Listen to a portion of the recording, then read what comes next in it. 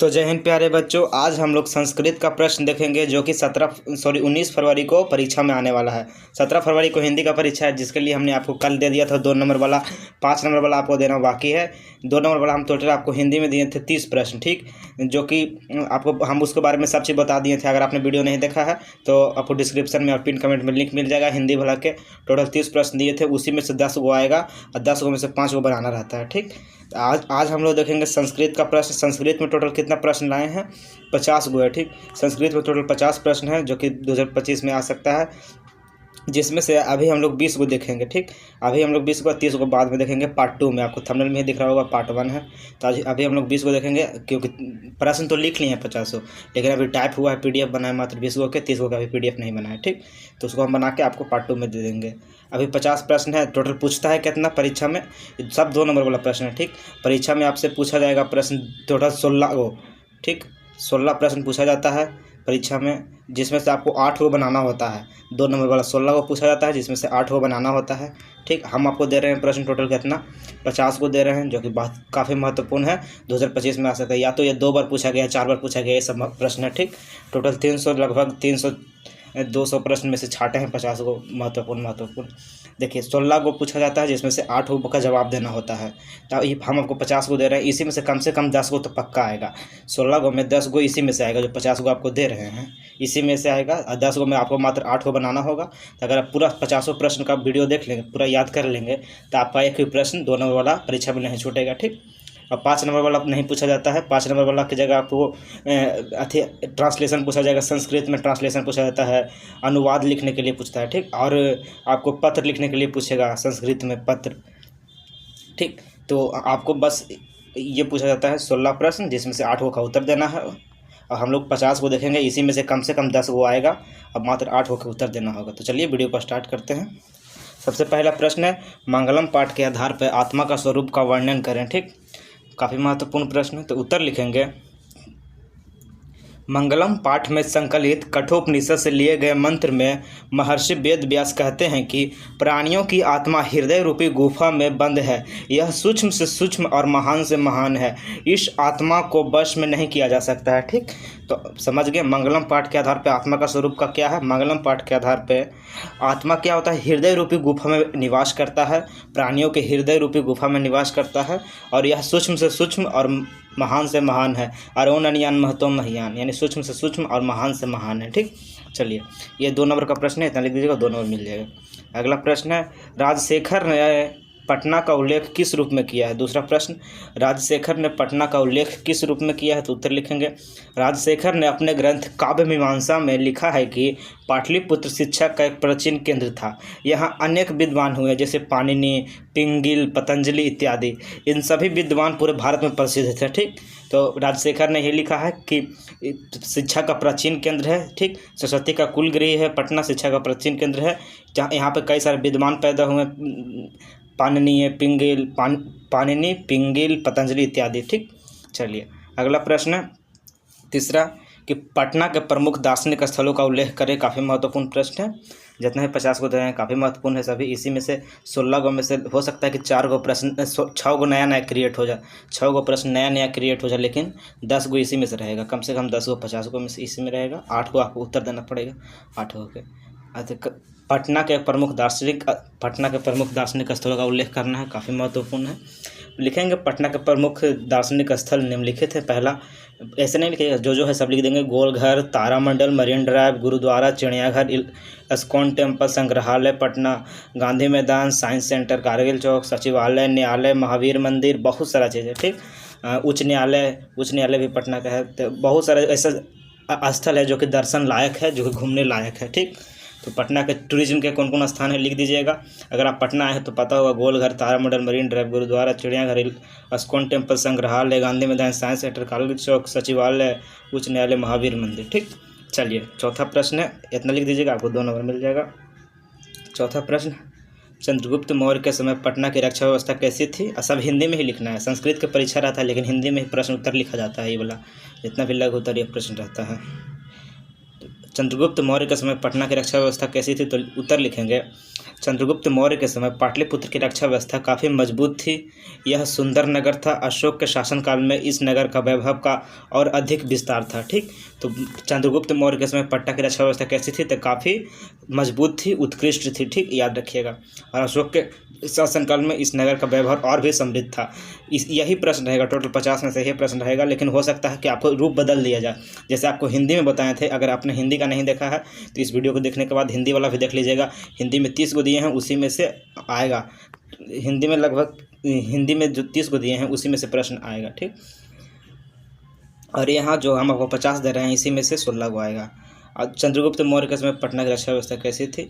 या फिर इसी प्रश्न को उलट के ही पूछा जा सकता है, अशोक के शासनकाल में पटना का व्यवस्था कैसी थी? तो आप लोग लिखिएगा कि अशोक के शासनकाल में पटना का नगर वैभव और अधिक समृद्ध था। चंद्रगुप्त मौर्य में रक्षा व्यवस्था उत्कृष्ट है या यह सुंदर नगर था। इस प्रकार से लिखिएगा। ठीक, क्वेश्चन का आंसर यही होगा, लेकिन क्वेश्चन पलट पलट के पूछा जा सकता है अलग अलग तरीके से। आपको आंसर को ध्यान से ऑब्जर्व करना है और आपको खुद से मन में सोचना है कि कौन कौन सा प्रश्न क्रिएट हो सकता है। आपको अपने आप परीक्षा में प्रश्न बन जाएगा।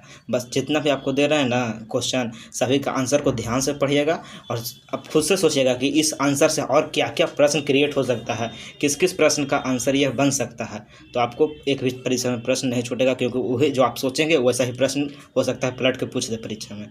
ठीक, चलिए अगला प्रश्न है, वेदांग कितने होते हैं? सभी का नाम लिखें। वेदांगों की संख्या टोटल 6 हो, आप लोग जानते होंगे। वेद की संख्या 4 है, साम वेद, अथर्ववेद, यजुर्वेद और ऋग्वेद।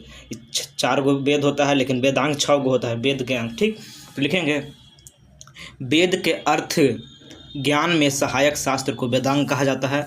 वेदांग की संख्या टोटल 6 है। पहला शिक्षा, दूसरा कल्प, व्याकरण, ज्योतिष, छंद और निरुक्त। यह 6 वेदांग है। ठीक, समझ गए कौन कौन? शिक्षा, कल्प, व्याकरण, ज्योतिष, छंद और निरुक्त। टोटल 2 नंबर का प्रश्न है, आपको 2 नंबर मिल जाएगा। और यह प्रश्न को पढ़िए, उत्तर को पढ़िए और देखिए कि इससे और क्या क्या प्रश्न बन सकता है। जैसे आपको प्रश्न वेदांगों की संख्या के सभी का नाम लिखें, ये पूछा गया। या फिर पूछ सकता है कि वेदों को अर्थ को समझाने के लिए किसका उपयोग किया जाता है। ठीक, तो क्या होता है? वेदों को अर्थ को समझने के लिए वेदांग का उपयोग किया जाता है। इसकी संख्या टोटल 6 है। इस प्रकार से लिखिएगा। यानी कि आंसर को पढ़कर आपको खुद से क्वेश्चन क्रिएट करना है, क्या क्या बन सकता है। ठीक, और क्वेश्चन आंसर के बगल में आप लोग अपना कॉपी में जितना भी आप मन में क्वेश्चन क्रिएट कर सकते हैं आंसर को देख के उतना लिख दीजिएगा। और फिर परीक्षा में जाते समय वो पूरा पढ़ लीजिएगा। आप देखिएगा कि इसका आंसर यही होगा। आप जो भी क्रिएट कर क्वेश्चन करेंगे तो आपका एक ही प्रश्न परीक्षा में नहीं छूटेगा। मैंने ऐसा खुद किया था, इसलिए आपको बता रहे हैं। अगला है, पंडित किसे कहते हैं? पंडित के लक्षण लिखें। ठीक, पंडित किसे कहते हैं, पंडित का लक्षण लिखें। तो लिखेंगे, नीति श्लोक पाठ के आधार पर सभी जीवों के गूढ़ रहस्य को जानने वाले, सभी कर्मों को योग जानने वाले, मनुष्य में उपायों को जानने वाले व्यक्ति को पंडित कहता है। ठीक, जो सर्व ज्ञाता हो, सभी के रहस्य को जानता है, सभी प्राणी के रहस्य को, उसे ही पंडित कहा गया है। या फिर प्रश्न को उलट के पूछा जा सकता है, नीति श्लोक पाठ के आधार पर पंडित का परिभाषा दें, ऐसे पूछा जा सकता है। या फिर पूछा जा सकता है, पंडित के लक्षणों को लिखें। या फिर पूछा जा सकता है, नीति श्लोक पाठ में विदुर जो हैं, महात्मा विदुर नीति श्लोक पाठ के लेखक, पंडित के बारे में क्या क्या बताए हैं, पंडित के क्या लक्षण बताए हैं, पंडित का क्या पहचान होता है। मतलब क्वेश्चन को अलग अलग तरीके से क्रिएट कीजिएगा खुद से और लिख लीजिएगा, और उत्तर तो यही होगा। ठीक, भले ही ये लाइन पहले आ जाए, ये लाइन बाद में आ जाए, उससे कोई फर्क नहीं पड़ता है। चलिए अगला है, कौन कौन से विदेशी यात्री पटना आए थे और अपने स्मरण में पटना का वर्णन किए थे? लिखना है। ठीक, कौन कौन से विदेशी यात्री पटना आए थे और किस किस ने अपने स्मरण में पटना का वर्णन किया है? काफ़ी महत्वपूर्ण प्रश्न है। लिखेंगे उत्तर में, मेगास्थनीज, फहियान, ह्वेनसंग, इत्सिंग इत्यादि विदेशी यात्री पटना आए थे। भारत भी आए थे, मतलब यहाँ पटना होगा, भारत नहीं पटना। ठीक, पटना आए थे। इन सभी विदेशी यात्रियों ने अपने अपने स्मरण ग्रंथों में प्राचीन पाटलिपुत्र यानी पटना के महत्व का वर्णन किया है। तो समझ गए, जो जो आया था उस सभी ने पटना का वर्णन किया अपने ग्रंथों में। तो पूछा गया कौन कौन आए थे पटना, किस किस ने वर्णन किया था? तो मेगास्थनीज, फहियान, ह्वेनसंग, इत्सिंग इत्यादि जो विदेशी यात्री थे पटना आए थे और सभी ने अपने स्मरण ग्रंथों में पटना का वर्णन किया है। ठीक है, चलिए अगला है, भगवान बुद्ध ने पटना के बारे में क्या कहा था? चलिए, बहुत ही महत्वपूर्ण प्रश्न है कि भगवान बुद्ध ने पटना के बारे में क्या कहा था। इसको हम स्टार देना चाहेंगे। भगवान बुद्ध ने पटना के बारे में क्या कहा था? तो लिखेंगे, भगवान बुद्ध प्राचीन काल में अनेक बार पाटलीग्राम, उस समय पाटलीग्राम नाम हुआ करता था, पटना का नाम उस समय पाटलीग्राम था। ठीक, अनेक बार पाटलीग्राम आए थे, यहाँ आकर इस गांव के महत्व को बढ़ाया था। उस समय पटना एक गांव हुआ करता था और इस समय उन्होंने कहा था कि यह गांव एक दिन महानगर होगा। अभी है वर्तमान में पटना महानगर है, यहाँ नगर निगम है। महानगर में ही नगर निगम होता है, जानते होंगे आप लोग। जहाँ 10 लाख से ज़्यादा की जनसंख्या होती है उसे महानगर कहते हैं। महानगर होगा, परंतु यह नगर आग जल और कलह से हमेशा भयभीत रहेगा। बिल्कुल सही बात है। आग जल और जल मतलब कि गंगा नदी से कई बार बाढ़ आ जाता है, पता नहीं चलता है। आग मतलब कि सूखा पड़ जाता है, आग लग जाता है जहाँ तक पता ही नहीं चलता। अभी कुछ दिन पहले ही 2024 में ही यहाँ लगा था बगल में, पुलिस लाइन के बगल में। तो आग जल और कलह तो हमेशा रहता है, कचरा भी इधर उधर रहता है, लोग बिना मतलब एक दूसरे से लड़ाई झगड़ा कर लेते हैं छोटी मोटी समस्याओं को लेकर। तो आग जल और कलह से हमेशा भयभीत रहेगा। बिल्कुल सही बात किए थे, भगवान बुद्ध भविष्यवाणी किए थे। तो यही है उत्तर। उत्तर को पढ़ने के बाद आप सोचिए कि क्या क्या प्रश्न बन सकते हैं। जैसे भगवान बुद्ध प्राचीन काल में पटना अनेक बार आए थे, पाटलीग्राम आए थे, आकर इस गांव के महत्व को बढ़ाया था। ऐसे पूछा सकता है भगवान बुद्ध के समय पटना का क्या नाम हुआ करता था, तो पाटलीग्राम। और पूछा जा सकता है भगवान बुद्ध ने पटना के बारे में क्या क्या कहा था, तो कहे थे कि यह महानगर बनेगा, आग जल और कलह से भयभीत रहेगा। ठीक, तो भी आप भी अलग अलग तरीके से प्रश्न क्रिएट कीजिए इसी उत्तर का और फिर उसको लिख लीजिएगा। आप परीक्षा में जाने से पहले एक बार पढ़ लीजिएगा बस। ठीक, और जब आपका परीक्षा है, आपका 19 तारीख का परीक्षा है ना, तो 19 तारीख को सुबह में आपको हम फिर से देंगे संस्कृत का प्रश्न, जो कि काफ़ी महत्वपूर्ण होगा, सीधे परीक्षा में टकराएगा। ठीक, जैसे 17 तारीख को हिंदी का है तो आपको 17 तारीख को मिलेगा हिंदी का प्रश्न सुबह में। ठीक, सुबह में, जो कि परीक्षा में आपको सीधा टकराएगा, तो सुबह में जरूर जुड़िएगा 17 तारीख को। और फिर 19 तारीख को आपको भी सुबह में जुड़ना होगा। लाइव में वहाँ पे सब क्वेश्चन बताएंगे, लाइव आएंगे। ठीक, रिकॉर्डेड वीडियो नहीं जाएगा, लाइव आएगा जितना भी होगा। 17 तारीख को 18 तारीख को हमारा क्या होता है, मैथ का प्रश्न है, तो मैथ को भी आपको लाइव आके बताएंगे कौन कौन प्रश्न इंपॉर्टेंट है, कैसे कैसे उत्तर लिखना है, सब बताएंगे। ठीक, तो जितना भी दिन परीक्षा आपका चलेगा सभी दिन सुबह लाइव आके आपको बताएंगे। तो इस चैनल को जरूर सब्सक्राइब कर लीजिएगा और बेल आइकन को ऑन कर लीजिएगा, ताकि सभी लाइव जितना भी आपको परीक्षा से पहले प्रश्न देंगे सभी का नोटिफिकेशन आपको मिल सके। ठीक, चलिए अगला प्रश्न है, मध्यकाल में भारतीय समाज में फैली कुरीतियों के बारे में वर्णन करें। मध्यकाल में भारतीय समाज में फैली कुरीतियों के बारे में वर्णन करना है। तो उत्तर लिखेंगे, मध्यकाल में अनेक गलत रीति रिवाज और भारतीय समाज दूषित हो गया था। अनेक गलत रीति रिवाज से क्या हुआ था, भारतीय समाज दूषित हो गया था। सती प्रथा, जातिवाद, छुआछूत, अशिक्षा, विधवाओं की दुर्गति अनेक उदाहरण थे जो भारतीय समाज को अंधेरा की ओर ले जा रहे थे। दलित हिंदुओं ने समाज में अपमानित होकर धर्म परिवर्तन करना भी शुरू कर दिया था। ठीक, तो मध्यकाल में भारत में कई सारी बुराइयां फैली हुई थी, उसी के बारे में लिखना है। लेकिन जब अंग्रेज आए तो फिर अंग्रेज़ों का शासन हुआ, तो फिर धीरे धीरे सब बुराइयां खत्म होने लगी। लेकिन जातिवाद अभी भी चलता है और सती प्रथा तो बिल्कुल ख़त्म हो चुका है, छुआछूत भी लगभग खत्म हो चुका है, अशिक्षा अभी भी है, विधवाओं की दुर्गति अब बिल्कुल भी नहीं, ये भी खत्म हो चुका है। ये सब थोड़ा बहुत अभी गाँव में बच रहा है विधवाओं की दुर्गति के बारे में। ठीक, ऐसे अनेक उदाहरण थे। अशिक्षा अभी भी है, बहुत सारे गांव में लोग शिक्षित नहीं हो पा रहे हैं, जाति के आधार पर वोट देते हैं, धर्म के आधार पर वोट देते हैं, सांप्रदायिकता के आधार पर। ठीक, तो यही लिखना है आपको। आप तो समझदार है, पढ़े लिखे, तो आपको सीधा जो प्रश्न पूछा गया है उसको अपने अनुसार अपने उत्तर में लिखना है, क्योंकि हम अपने अनुसार उत्तर लिखे हैं। तो आपको भी अपने अनुसार जो आपको लगता है कि क्या क्या होना चाहिए, क्या क्या समाज में कुरीतियाँ थी और क्या क्या उसको दूर करने का, अगर ये भी पूछा जाए कि उसको दूर कैसे किया जा सकता था, या फिर कुछ भी पूछा जाए तो आप उत्तर लिख दीजिएगा।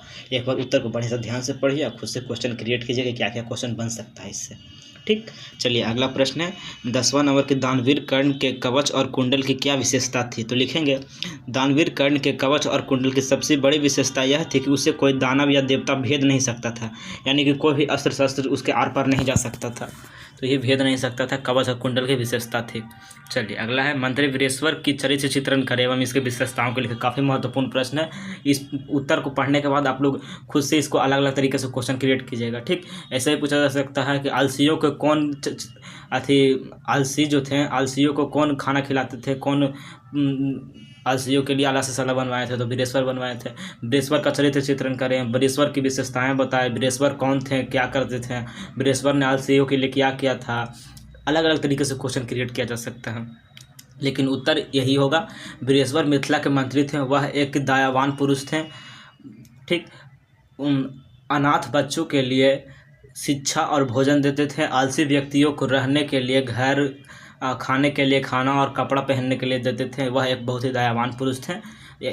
पूछा जाएगा आपसे तो लिख दीजिएगा, मंत्री बृहस्पति के पूरा चरित्र चित्रण कर दीजिएगा। ठीक, चलिए अगला प्रश्न है, आलस्य कथा पाठ से हमें क्या शिक्षा मिलती है, या फिर इसी प्रश्न को पूछा जाएगा कि आलस्य कथा पाठ को शॉर्ट में समझाएं। आलस्य कथा में क्या संदेश मिलती है, विद्यापति हमें आलस्य कथा पाठ के जरिए क्या संदेश देना चाहते हैं। तो अलग अलग तरीके से पूछा जा सकता है, तो बस लिख दीजिएगा।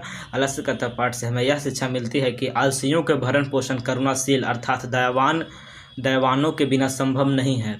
जो आलसी व्यक्ति होते हैं, अगर कोई दयावान पुरुष संसार में नहीं बचेगा तो आलसी व्यक्ति तो भूखे मर जाएगा, क्योंकि काम धाम तो करता नहीं है। तो आलसियों का भरण पोषण बिना दयावान पुरुष का संभव नहीं है। आलसी काम नहीं करते हैं, ऐसी स्थिति में वह किसी के सहारे ही जीवित रहते हैं। आलस एक महान शत्रु है, सबसे बड़ा शत्रु है। ठीक, नीतिकार कहते हैं आलस सबसे बड़ा शत्रु है इंसान का, अतः हमें आलस त्याग देना चाहिए। तो यही हमें शिक्षा मिलती है, संदेश मिलती है कि आलस त्याग देना चाहिए। 2 नंबर का प्रश्न लिख दीजिएगा, मिल जाएगा आपका पूरा नंबर। चलिए अब अगला प्रश्न है 13 नंबर प्रश्न कि सात्विक दान क्या है। काफ़ी महत्वपूर्ण प्रश्न है। सात्विक दान लगभग 3-4 साल पूछा गया है सात्विक दान के बारे में, और चंद्रगुप्त मौर्य का समय में जो रक्षा व्यवस्था था उसके बारे में भी 3-4 बार परीक्षा में पूछा गया है। क्योंकि ये पूरा क्वेश्चन आपको दे रहे हैं ना, 14 से 24 तक के जितना भी प्रश्न पूछा गया सभी में से जितना भी प्रश्न था सभी को ध्यान से देखे हैं, और उसमें से जो भी प्रश्न या तो 2 बार 3 बार पूछा गया है या फिर जो कि महत्वपूर्ण मुझे लगा आपको सबके लिए ले आए हैं। ठीक, हिंदी में भी ऐसा ही किए हैं, संस्कृत में भी ऐसा ही, और बाकी आने वाला साइंस, सोशल साइंस और मैथ में भी ऐसा ही करेंगे। ठीक, चलिए आपको सब प्रश्न मिलते रहेगा, बस वीडियो को लाइक कर दीजिए, शेयर कर दीजिएगा अपने दोस्तों के पास, ताकि उनको भी फायदा हो, उनका भी परीक्षा में प्रश्न एक भी ना छूटे, उनको भी पूरा प्रश्न लड़े। ठीक, ये सात्विक दान काफ़ी महत्वपूर्ण है, इसको हम स्टार देना चाहेंगे। ठीक, चलिए कहा गया है सात्विक दान का मतलब है कि सही समय और सही जगह पर सही व्यक्ति को सद्भावना और सहानुभूति के साथ दान देना ही सात्विक दान कहलाता है। दान करने से धन शुद्ध होता है और मन भी शुद्ध होता है। ठीक, तो कर्ण दान करते थे, सही समय पे सही लोगों को दान करते थे, तो वही पूछा गया सात्विक दान क्या है। तो लिख दीजिएगा कि सही समय पे सही जगह पे सही व्यक्ति को दान देना सात्विक दान कहलाता है। ठीक, या फिर आपसे पूछा जा सकता है दान कहाँ देना चाहिए, धन कहाँ देना चाहिए। तो सही समय पे सही व्यक्ति को जिसको ज़रूरत हो उसे देना चाहिए। ठीक, दान देने से क्या होता है, तो दान देने से धन शुद्ध होता है, मन भी शुद्ध होता है। ठीक, चलिए अगला प्रश्न है दानवीर कर्ण का चरित्र चित्रण करें। दानवीर कर्ण के बारे में लिखना है, लिखेंगे दानवीर कर्ण एक साहसी और महान पुरुष थे।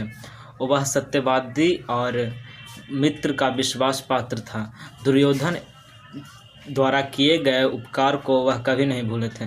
उनका कवच कुंडल अभेद था, फिर भी उसे इंद्र के दान के रूप में दे दिए थे। जो इंद्र आया था शक्र बन के, उसे दान के रूप में दे दिए थे।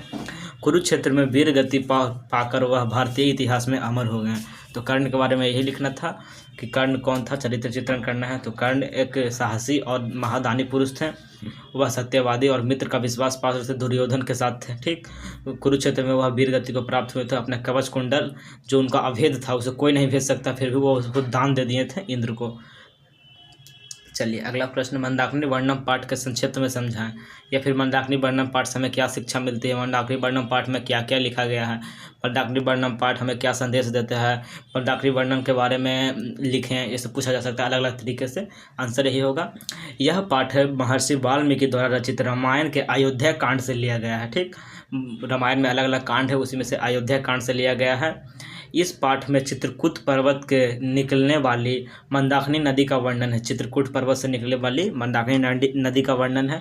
इस पाठ में भगवान श्री राम अपनी पत्नी सीता को मंदाकिनी नदी के बारे में बता रहे हैं, उसके गुणों के बारे में बता रहे हैं। ठीक, चलिए अगला प्रश्न भारत भूमि कैसी है और किस किस चीज़ से सुशोभित है। तो लिखेंगे भारत भूमि सदैव पवित्र और ममतामयी है। यह मोक्ष को प्राप्त करने वाली भूमि है। भारत भूमि पर लोग मोक्ष को प्राप्त होते हैं। ठीक, इसका गुणगान देवता भी करते हैं। भारत भूमि का गुणगान कौन करते हैं, तो देवता भी करते हैं। परीक्षा में पूछा जा सकता है किस भूमि का देवता भी गुणगान करते हैं, या फिर देवता कहाँ की गुणगान करते हैं, तो भारत की गुणगान करते हैं। ठीक, देवता भी यहाँ बार बार जन्म लेना चाहते हैं। भारत भूमि नदियाँ, पहाड़, झील, जंगल, सरोवर, सागर इत्यादि से सुशोभित है। तो पूछा गया था कि कैसी है और किस किस चीज़ से सुशोभित है, तो लिख देंगे यह पवित्र ममतामयी है, करुणाशील है भारत भूमि। यह मोक्ष प्राप्त करने की भूमि है। इसका गुणगान देवता भी करते हैं। यहाँ देवता भी बार बार जन्म लेना चाहते हैं, जैसे श्री कृष्ण, श्री राम, जितने भी देवता बार बार जन्म लिए हैं यही भूमि पे, ठीक। भारत भूमि नदियाँ, पहाड़, झील, जंगल, सरोवर, सागर से सुशोभित है, ठीक। चलिए अगला प्रश्न है, रामचंद्र जी सीता को किस किस नाम से संबोधित किया है तथा मंदाकिनी वर्णम पाठ के आधार पर लिखना है कि किस किस नाम से संबोधित किए थे। काफ़ी महत्वपूर्ण प्रश्न है, उत्तर लिखेंगे। श्री रामचंद्र जी ने इस पाठ में, मंदाकिनी वर्णम पाठ में, सीता को हे शोभने, हे सीते, हे प्रिय, हे विशालक्षी, हे तनु इत्यादि के नाम से संबोधित किए हैं। ये काफ़ी महत्वपूर्ण 2 नंबर का प्रश्न है, लिख दीजिएगा आप लोग इसका आंसर, हे शोभने, हे सीते, हे प्रिय, हे विशालक्षी, हे तनु, ठीक। चलिए अगला प्रश्न, विश्व शांति के सूर्योदय का पता कैसे चलता है, या फिर विश्व शांति पाठ से हमें क्या शिक्षा मिलती है, विश्व शांति पाठ द्वारा हमें क्या लेखक समझाना चाहते हैं, ये सब पूछा जा सकता है अलग अलग तरीके से। या फिर पूछा जाएगा कि विश्व शांति पाठ के बारे में लिखें, तो लिखिएगा, विश्व शांति पाठ के माध्यम से लेखक का कहना है कि जब परोपकार की भावना का विकास होता है, मन में परोपकार की भावना का विकास होता है तथा एक दूसरे देश को मदद करने की भावना उत्पन्न होती है, तब विश्व शांति का सूर्योदय होता है। जब सभी देश एक दूसरे के साथ मिलजुल कर रहने लगेंगे, महामारी के समय या फिर भूखमरी के समय एक दूसरे की मदद करेंगे, तो नया सूर्योदय होगा, ठीक, विश्व में। आज प्रायः सभी देश एक दूसरे को संकट काल में सहायता राशि भेजते हैं और सामग्री भेजते हैं, क्योंकि ग्लोबलाइजेशन हो गया है, मतलब कि वैश्वीकरण हो गया, सभी देश का इकोनॉमिक्स एक दूसरे पे डिपेंडेंट है, इकोनॉमी, ठीक। चलिए इतना लिख दीजिएगा। इस प्रश्न को अलग अलग तरीके से पूछा जा सकता है, आप लोग खुद इस उत्तर को पढ़िए और खुद से क्रिएट कीजिए कि क्या क्या क्वेश्चन बन सकता है, परीक्षा में वही आएगा, ठीक। चलिए अगला है, विवाह संस्कार में कौन कौन से कर्मकांड किए जाते हैं, ये भी स्टार देना चाहेंगे, काफ़ी महत्वपूर्ण है, लिखेंगे। जितना ही 50 को दे रहे हैं ना, सभी महत्वपूर्ण है। अगर आप चाहते हैं कि 16 में से कम 8 प्रश्न पूरा आप लोग बना लें, क्योंकि 16 में से 10 वो इसी में से आएगा, तो कम 8 को आप 16 में से 8 आधा बनाना रहता है, तो 16 में से 8 के 8 पूरा बन जाए तो आपको 50 देखना होगा, पूरा महत्वपूर्ण है, ठीक। 19वां नंबर प्रश्न है, विवाह संस्कार में कौन कौन से कर्मकांड किए जाते हैं, तो लिखेंगे, विवाह एक पवित्र संस्कार है जिसमें अनेक प्रकार के कर्मकांड होते हैं। उसमें वचन देना, मंडप बनाना, वधू के घर बर पक्ष का स्वागत, वर वधू का एक दूसरे को देखना, कन्यादान, अग्नि स्थापना, पानी ग्रहण, सप्तपदी, जो 7 फेरे होते हैं, सप्तपदी शायद हुए होगा, सिंदूर दान, कन्यादान इत्यादि होता है, ठीक। तो विवाह में कौन कौन से काम होता है, कौन कौन सा कर्मकांड होता है, उसी के बारे में लिखना था, तो लिख देंगे, 2 नंबर मिल जाएगा। अगला प्रश्न है, अभी हम लोग पार्ट 1 का लास्ट प्रश्न है, शायद यही, हाँ, क्योंकि हम लोग आपको पहले ही बताया था कि हम लोग 20 प्रश्न देखेंगे पार्ट 1 में, 30 प्रश्न पार्ट 2 में, क्योंकि 30 प्रश्न तो लिख लिए हैं लेकिन टाइपिंग नहीं हो पाया उसका आंसर। चलिए 20वां प्रश्न है, कर्ण के प्रणाम करने पर शक्र ने, यानी कि इंद्र जो शक्र बन के आया था, इंद्र ने उसे दीर्घायु होने का वरदान क्यों नहीं दिया। काफ़ी महत्वपूर्ण प्रश्न है, तो लिखेंगे, इंद्र जानते थे, यानी या फिर शक्र, इंद्र या फिर शक्र जानते थे कि कर्ण को युद्ध में मारना है। कर्ण को यदि दीर्घायु होने का आशीर्वाद दे देते तो कर्ण की मृत्यु कभी संभव नहीं होती, ठीक। कुरुक्षेत्र में युद्ध में कर्ण का मृत्यु संभव नहीं हो पाता यदि दीर्घायु होने का वरदान दे देते हैं, ठीक। वह दीर्घायु हो जाता, कुछ नहीं बोलने पर कर्ण उन्हें मूर्ख समझता इंद्र को, इसीलिए उन्होंने कर्ण को दीर्घायु होने का वरदान नहीं दिया, बल्कि यह दिया कि तुम्हारा नाम युगों युगों तक लिया जाएगा। मतलब जैसे गांधी जी का नाम लिया जाता है, भगवान बुद्ध का नाम लिया जाता है, विस्तार हुआ दानवीर कर्ण के बारे में युगों युगों तक लोग अभी तक जानते हैं, ठीक। तो ये बताए थे, उनको आशीर्वाद दिए थे, बल्कि उन्हें दीर्घायु होने का आशीर्वाद नहीं दिए थे, जबकि उसके जगह सभी ऋषि थे दीर्घायु होने का वरदान दिए थे, लेकिन जो इंद्र थे, जो शक्र बन के आए थे, उसे दीर्घायु होने का वरदान नहीं दिए थे, क्योंकि वो जानते थे कि इन्हें कर्ण को कवच कुंडल लेके इसको कुरुक्षेत्र में मारना होगा, तब ये असत्य पे सत्य का जीत होगा, ठीक। तो इतना लिख दीजिएगा, आपको 2 नंबर मिल जाएगा इस प्रश्न का। आज हम लोग पार्ट 1 में हम लोग 20 ही प्रश्न देखेंगे, पार्ट 2 में हम लोग 30 प्रश्न देखेंगे, उसके बाद हमारा टोटल 50 प्रश्न कंप्लीट हो जाएगा। इसी 50 में से आपका पूरा उत्तर आएगा। PDF के लिए आप लोग क्या कीजिए, अलग अलग जितना मात्र 20 को प्रश्न है ना, आप लोग फिर से वीडियो को देखना शुरू कीजिए, आप 20 प्रश्न का स्क्रीनशॉट ले लीजिए, ठीक। पहला प्रश्न का स्क्रीनशॉट लीजिएगा, फिर आगे बढ़ा के दूसरा प्रश्न का 20 प्रश्न का स्क्रीनशॉट ले लीजिए, ठीक। या फिर जब पूरा 50 प्रश्न कंप्लीट कर देंगे आपको, तो हम आपको व्हाट्सएप ग्रुप में दे देंगे टेलीग्राम ग्रुप में, टेलीग्राम जो है ना हमारा डिस्क्रिप्शन में आपको टेलीग्राम का लिंक मिलेगा या फिर व्हाट्सअप चैनल का भी लिंक मिलेगा, दोनों में जुड़ जाइएगा। उसी पे आपको पूरा PDF दे देंगे। एग्जाम के समय इसी PDF में से प्रश्न आएगा, आपको रिविजन कर लेना होगा। और जो भी मैंने आपसे कहा है कि उत्तर पढ़ने के बाद आपको खुद से प्रश्न क्रिएट करके लिख लेना है कॉपी में कि क्या क्या इस उत्तर से प्रश्न बन सकता है, आपको लिखना है, उसी में से प्रश्न आएगा। ठीक, लड़ेगा पूरा। तो मिलते हैं आपसे नेक्स्ट वीडियो में। अगर वीडियो अच्छा लगा तो इस वीडियो को लाइक ज़रूर कीजिएगा और इस वीडियो को अपने दोस्तों के पास शेयर जरूर कीजिएगा ताकि उनको भी बेनिफिट हो। अपने सभी दोस्तों के पास, अपने सभी व्हाट्सएप ग्रुप में, टेलीग्राम ग्रुप में ज़रूर शेयर कीजिएगा। ठीक, हमें सपोर्ट करने के लिए चैनल को जरूर सब्सक्राइब कर लीजिएगा ताकि आपके लिए सभी चैप्टर का जितना भी आपका सब्जेक्ट है, सभी सब्जेक्ट का प्रश्न आपके लिए लाएँ छाट के। लगभग 200-300 में से आपको लिए 30-50 प्रश्न छाट के सभी प्रश्न सभी चैप्टर में से लाएंगे। तो ज़रूर सब्सक्राइब करके बेल आइकन ऑन कर दीजिएगा ताकि सभी वीडियो का नोटिफिकेशन आपको मिले। और जिस दिन परीक्षा है उस दिन सुबह आपको लाइव आके सारा प्रश्न जो और भी महत्वपूर्ण प्रश्न है इसी में से छाट के और महत्वपूर्ण प्रश्न दे देंगे। ठीक, इसी में से छाट के प्रश्न दे देंगे जो कि और ज़्यादा प्रोबेबिलिटी है आने का, उसको छाट के दे देंगे। कब आपको देंगे? जिस दिन जिसका परीक्षा होगा उस दिन। ठीक, जैसे 17 तारीख को आपको हिंदी का देंगे सुबह में, तो ज़रूर नोटिफिकेशन ऑन कर दीजिएगा ताकि आपको वीडियो का लिंक पहुँच जाए। ठीक, तो मिलते हैं आपसे नेक्स्ट वीडियो में। इस वीडियो को ज़रूर शेयर कीजिएगा और लाइक कीजिएगा और क्या समझ में आया है क्या नहीं समझ में आया ज़रूर कमेंट कीजिएगा। अगर वीडियो अच्छा लगा तो इस वीडियो को ज़रूर कमेंट कीजिएगा और दोस्तों के पास शेयर कीजिएगा। मिलते हैं आपसे नेक्स्ट वीडियो में, तब तक के लिए जय हिंद।